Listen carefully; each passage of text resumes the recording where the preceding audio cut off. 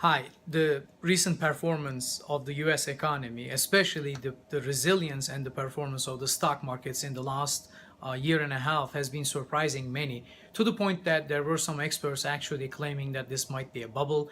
there could be a correction coming, or even some claim that there was a bear market in the horizon. However, that didn't happen. And if you look at the recent history, you can see that there are many global factors playing into this argument, why it didn't happen, as well as some domestic factors. Let's start with the global factors. We've been claiming that since the reversal of the flow of capital, what we mean by that is the flow of capital from the emerging markets back to the developed countries has been reflected in the energy prices. Not only the developed markets' energy output, especially the oil output in the US, has almost doubled since 2008, but also the developed economies are a lot more energy efficient, which means that for production, they don't consume or they don't need as much energy as the developing or emerging markets. Even the recent increase in the economic activity in the emerging markets like China, India, and the rest of the emerging markets has not justified a substantial increase in the energy prices. That alone is, I believe, good reason to believe that the flow of funds is still continuing from the emerging markets into the developed markets.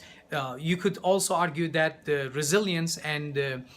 performance of the European markets and the European stock exchanges has also confirmed this argument. Domestically, however, although initially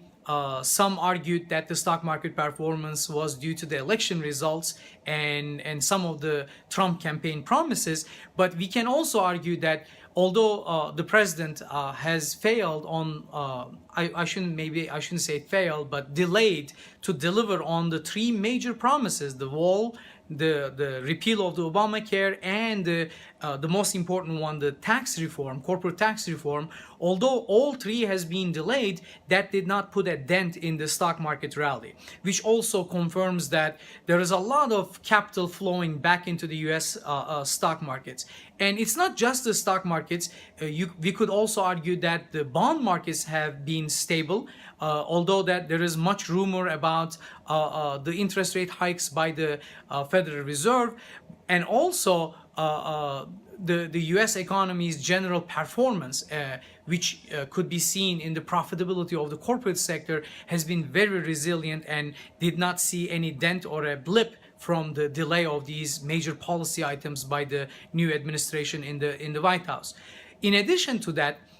the US economy's recovery has put the Federal Reserve in a really interesting situation, because the Federal Reserve has been expected for years now to increase the interest rates, but they've argued that they were going to wait for the target inflation, the 2% inflation, and a little pressure beyond that to put into economy so that they could increase the interest rates. However, I believe that the many practitioners would agree with this, that the Federal Reserve officials need to understand that there are new norms in the global economy. One major force, as I just mentioned, is the availability, or actually abundance, of cheap energy that the world has never seen before, plus the efficiency increases in the developed markets that make our energy demand much less to accomplish a lot more with it. Plus, the world has a lot of additional capital floating around looking for areas to be invested. And when there are political crises, let it be the Middle East or the crisis with Russia or the North Korean missile crisis, that scares capital back into the developed world. That puts the Federal Reserve in a really interesting new norm tight spot, where they do not have the